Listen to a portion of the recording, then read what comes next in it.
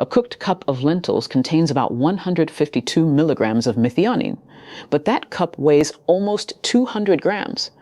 On an equal weight comparison, 100 grams of cooked lentils provides about 77 milligrams of methionine, while 100 grams of cooked ground beef provides about 662 milligrams. That is a very large difference.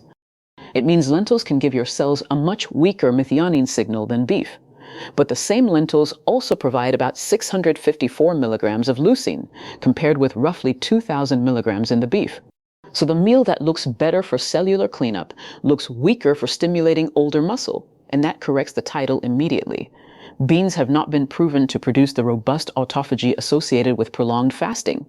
They can reduce part of the nutrient signal that holds autophagy back. Useful? Yes. Equivalent to fasting? No. Your real decision after 60 is not whether you want autophagy or muscle. You need both. Every meal pattern has to pass 3 tests. Does it reduce unnecessary growth signaling? Does the full day protect muscle? And can you actually live with it without an extreme fast or a kitchen counter covered in supplements? To understand the first test, stay with those 2 plates. Methionine is an essential amino acid. You need it. Your body cannot make it from scratch, and trying to eliminate it would be dangerous, not clever. Once methionine enters your cells, some of it is converted into S-adenosylmethionine, usually shortened to CM. CM helps with many essential processes, including methylation. It also acts as information. A protein called SAMTOR senses that information. When CM is abundant, it binds to SAMTOR and changes SAMTOR's relationship with a braking complex called GATOR1. That helps mTOR complex 1 remain active. mTOR complex 1 is not an aging villain. It is a growth coordinator. It responds to amino acids, energy, insulin, growth factors, and the needs of the tissue. When active, it supports protein production and cell growth. It also restrains the initiation of autophagy. When methionine availability falls, CM can fall with it. SAMTOR can then work with GATOR1 to apply more restraint to mTOR complex 1. In laboratory systems, that makes the cellular environment more permissive for autophagy. More permissive, not guaranteed. That distinction matters because the lentil plate changes one line entering the control system. It does not disconnect the entire control system. Leucine has its own sensing machinery and is a powerful signal to mTOR complex 1. Arginine and other amino acids contribute. Insulin and growth factors contribute. And cellular energy is monitored partly through AMPK. When energy becomes scarce, as it does during prolonged fasting or sustained exercise, AMPK helps shift the cell away from building and toward conserving, repairing, and mobilizing fuel. A normal bean meal still provides energy. That is one reason it is easier to sustain, but it is also why it cannot be described as fasting in a bowl. So replacing beef with lentils is like easing off one accelerator. It is not the same as switching off the engine. That molecular difference is already useful because many men are not deciding between lentils and a medically supervised fast. They are deciding between another dense animal protein meal and a legume-centered meal they could eat on an ordinary Tuesday. This is closely connected to what Tom and I had to work through after a specialist found his brain aneurysm when he was 57. We changed his meal timing and daily habits together, and that journey became the Noon Reset Protocol, his 30-day guided system for gradually shifting meal timing toward fasting until noon. It uses daily explanations and tracking, with no supplements or calorie counting, and the link is below the video. Now, back to the harder question, because lower methionine is only valuable if it translates into something real. Human autophagy is difficult to measure. You cannot feel it happening, and a ketone reading, a glucose reading, or an empty stomach is not an autophagy reading. In one human experiment, autophagic flux became detectable after about 24 hours of fasting in neutrophils, a type of circulating white blood cell that required specialized laboratory methods, and the response did not appear equally across every blood cell type. In another experiment, using human muscle biopsies, 36 hours without food produced only modest changes in several autophagy-related markers in skeletal muscle. Training status affected the response. Then a study published in 2025 examined 42 healthy people after a 12-hour overnight fast, and again 1 hour after a high-protein meal. The meal raised the expected nutrient signals, yet it did not measurably change autophagic flux in their peripheral blood mononuclear cells. That result does not prove protein has no effect in your liver, muscle, brain, or other tissues. 1 hour is also a short measurement window.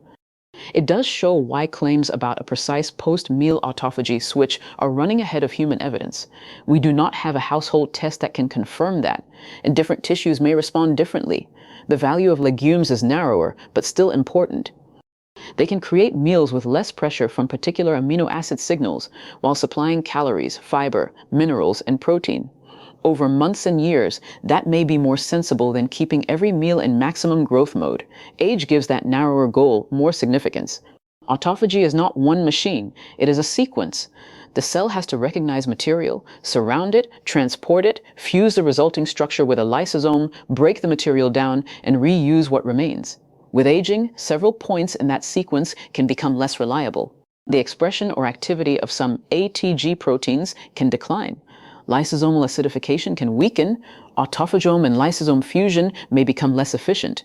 LAMP2A, which is central to another form of cellular cleanup called chaperone-mediated autophagy, often becomes less stable with age.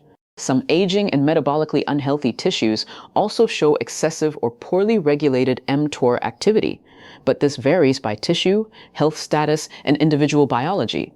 It would be too simple to say that every person over 60 has uniformly low autophagy and uniformly high mTOR.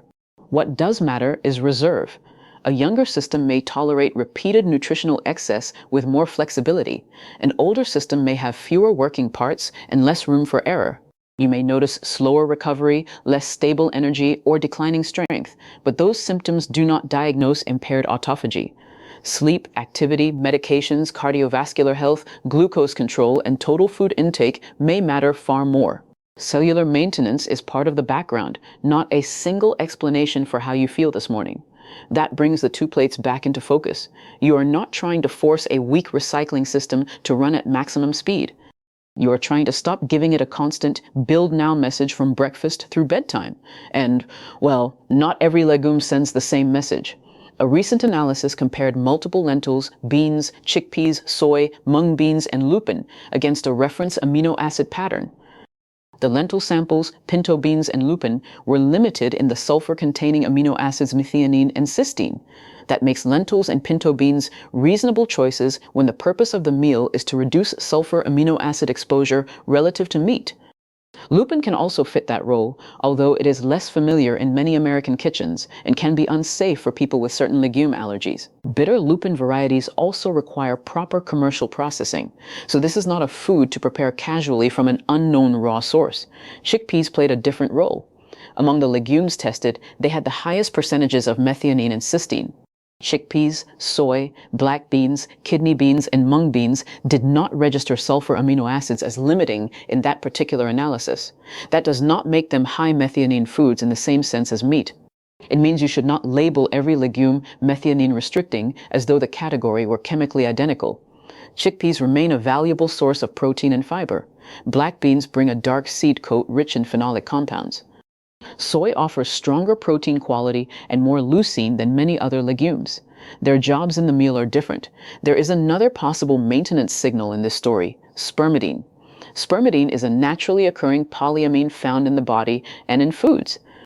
It has induced autophagy in yeast, worms, flies, and mice, and experimental work suggests it is involved in the autophagy response to fasting. Legumes, peas, soy products, and fermented foods can contribute dietary spermidine. Human observational studies have linked higher dietary spermidine intake with lower mortality, but that cannot prove spermidine caused the difference. People who eat more legumes, whole grains, vegetables, and fermented foods may differ in many other ways. Fermented soy can still be a useful bridge. It supplies high-quality plant protein while contributing compounds such as spermidine. Yet a serving of fermented soy has not been shown to reproduce prolonged fasting-induced autophagy in an older man. Polyphenols create a similar temptation to overstate the case. Pinto beans performed particularly well for total phenolic content in one laboratory comparison, while dark lentils and several other legumes also contain substantial plant compounds. Certain polyphenols influence AMPK, mTOR, and autophagy-related pathways in cells and animals. But eating a bowl of black beans is not equivalent to applying an isolated polyphenol to a laboratory cell. Digestion, absorption, metabolism, dose, and tissue exposure all change the result. So the case for legumes is becoming broader, but also more disciplined. Lower methionine can reduce one mTOR input. Fiber and the whole food structure can improve the meal's metabolic quality. Spermidine and polyphenols provide biologically plausible maintenance signals. None of those statements gives you permission to write autophagy confirmed next to lunch. Now imagine you take the mechanism seriously and construct what looks like the perfect day. Lentils at the first meal, pinto beans later, vegetables, fruit, and perhaps a small amount of grain. No dense animal protein. Methionine stays comparatively low. Leucine stays lower. mTOR receives less amino acid pressure. On the cellular maintenance side, that day looks attractive. It is practical, filling, and far less severe than fasting for 24 hours. For a moment, the problem seems solved. Then you apply the muscle test. Healthy older adults are generally advised to consume at least about 1 to 1.2 grams of protein per kilogram of body weight each day. Around 1.2 to 1.5 grams may be appropriate for some active older adults and for people facing illness, malnutrition risk, injury, or recovery, although the right amount depends on the situation. If you weigh 180 pounds, that is about 82 kilograms.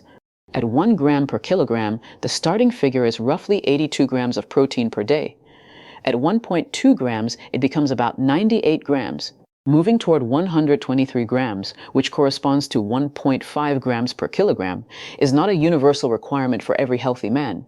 It may be useful in specific circumstances, but more protein is not automatically more muscle. Resistance training, adequate calories, recovery, and overall health still determine what your body can do with it. People with kidney disease or another condition affecting protein tolerance need individualized guidance rather than adopting the highest range from a general script. Even hitting the daily total does not completely solve the problem. Older muscle develops anabolic resistance. In plain English, it often requires a stronger training and amino acid signal to produce the response that a younger muscle produced more easily. Leucine is especially relevant. A controlled human study estimated that healthy adults over 60 required more than twice the conventional leucine recommendation, although that finding does not create one perfect target for every person or meal. Return to the food numbers. 100 grams of cooked lentils provides about 654 milligrams of leucine. A full cooked cup provides close to 1.3 grams. 100 grams of cooked ground beef provides roughly 2 grams of leucine. The equivalent amount of cooked chicken breast can provide more than 2.3 grams. So a modest lentil serving may lower amino acid signaling exactly as intended, but it may not create a strong muscle building signal by itself. You could eat a larger portion, combine protein sources, or use soy as an anchor. The problem is not that plant-based eating cannot support muscle. Well-planned plant-based diets can. Muscle mass begins declining gradually during midlife, with estimates around 0.7 to 0.8% per year in many studies. Strength can fall several times faster than mass in later life. That is why your arms can look almost unchanged while carrying luggage, rising from the floor, or climbing stairs becomes noticeably harder. Autophagy is a mechanism you hope to influence. Strength is a function you can measure. If your attempt to maximize cellular cleanup leaves you losing body weight, skipping resistance training, or repeatedly missing protein, the trade has gone the wrong way. Maximum mTOR suppression is not the goal after 60. mTOR is part of the machinery that helps muscle respond to food and training. The useful question has changed. You are not trying to keep mTOR quiet all day. You are trying to create contrast, periods of lower nutrient signaling, followed by deliberate opportunities to rebuild. If that gradual approach to meal timing is the part you struggle to make consistent, the Noon Reset Protocol is Tom's 30-day downloadable guide for moving toward fasting until noon, 1 day at a time. It includes daily explanations and tracking, requires no supplement routine or calorie counting, and is available as a one-time download through the link below the video. The meal pattern still has to protect your protein, which is exactly where we are going now. Suppose your first substantial meal is centered on lentils or pinto beans. It might include a generous serving of legumes, vegetables, olive oil, and enough carbohydrate to support your normal activity. That meal is not a fasting state. It is a lower amino acid signal meal compared with a large serving of beef, eggs, whey, or chicken. It supplies fiber and energy while reducing the methionine and leucine pulse. Later, you create a deliberate protein opportunity.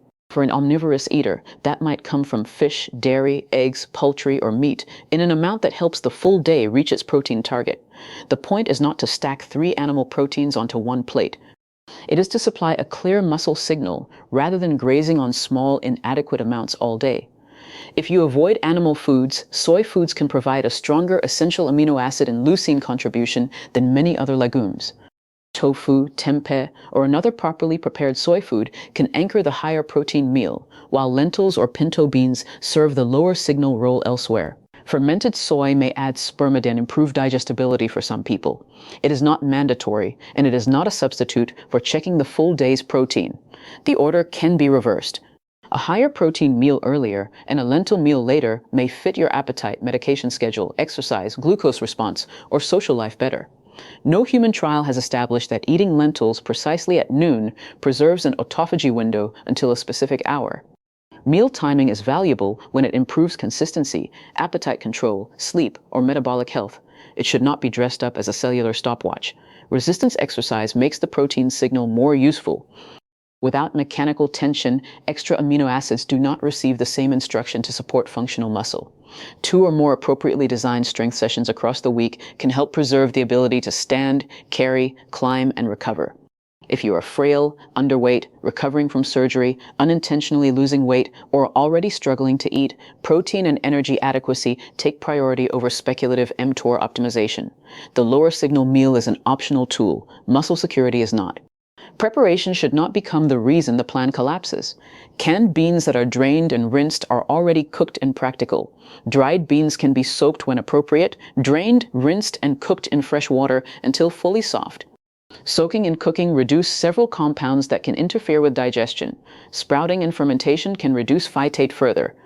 In a 2025 study of chickpeas, peas, mung beans, and lentils, germination reduced phytic acid by as much as about 75% in some samples. That does not mean ordinary cooked beans are nutritionally pointless until you sprout them in a laboratory-grade jar. Phytate can reduce the absorption of minerals from a meal, but legumes also bring minerals, fiber, and protein. Preparation, dietary variety, and what you eat across the week matter more than treating one compound as a toxin. Start with a smaller serving if legumes cause bloating, then increase gradually. Your gut microbes need time to adapt to the fermentable carbohydrate load. More discomfort is not evidence that more cellular repair is occurring. It is usually evidence that dinner was a little ambitious. If you appreciate health explanations that protect both the science and your real life after 50, you can subscribe. I'm grateful you're here. Rodent research explains why methionine restriction remains scientifically compelling. Diets with sharply reduced methionine have extended lifespan in some mice and rats. A recent experiment beginning methionine restriction in 18-month-old mice reported improvements in frailty, neuromuscular performance, lung function, and metabolic measures over the following 6 months. But the effective rodent diets were tightly formulated. In that late-life study, methionine was reduced from about 0.86% of the diet to about 0.17% in a cysteine-free formula. That is not the same intervention as eating lentils for lunch. The investigators also emphasized that the useful range is narrow. Push methionine too low and restriction becomes deficiency. Earlier rodent research found adverse effects from severe restriction, and another mouse experiment reported poor bone structure and reduced bone strength. Animal responses also vary with sex, strain, age, and diet composition. Even when late-life methionine restriction improved function in mice, a short human intervention did not change the measured epigenetic aging clocks. More importantly, no trial has shown that a low methionine legume pattern extends human lifespan. The rodent findings justify research. They do not justify making an essential amino acid the enemy. Your defensible one-day pattern is much simpler. Use a lentil or pinto-centered meal to replace some dense animal protein meals, not to erase protein from the day. Add a deliberate protein opportunity that fits your dietary preference and reaches a sensible total. Pair that pattern with resistance exercise, adequate energy, and enough recovery to keep your strength moving in the right direction. Judge the result over weeks by whether the meals are sustainable, whether body weight is stable when you want it stable, and whether strength and function are being preserved. Do not judge it by whether you felt hungry enough to imagine cellular debris disappearing. Beans can turn down part of the meal-driven growth signal, but they cannot be claimed to replace prolonged fasting. After 60, their greatest value is not keeping mTOR off. It is helping you alternate maintenance with rebuilding, so the pursuit of cellular cleanup never costs you the muscle that keeps you independent. Sting. After 60, their greatest value is not keeping mTOR off. It is helping you alternate maintenance with rebuilding, so the pursuit of cellular cleanup never costs you the muscle that keeps you independent.